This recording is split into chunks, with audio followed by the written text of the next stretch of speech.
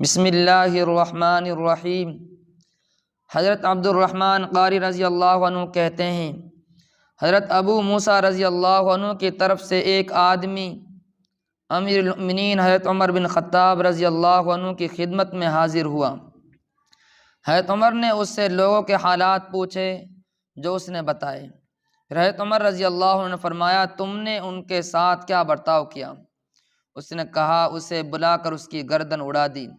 حضرت عمر رضی اللہ عنہ نے فرمایا، کیا تم نے اسے 3 دن قید کیا اور روزانہ اسے 1 روٹی کھلائی اور اس سے توبہ کروائی؟ اگر تم ایسا کر لیتے تو شاید وہ توبہ کر لیتا اور اللہ کے دین میں واپس آ جاتا۔ اے اللہ، اس موقع پر میں موجود نہیں تھا اور نہ ایسا کرنے کا میں نے حکم دیا تھا۔ اب جب مجھے اس واقعے کا علم ہوا، میں اس سے راضی بھی نہیں ہوا۔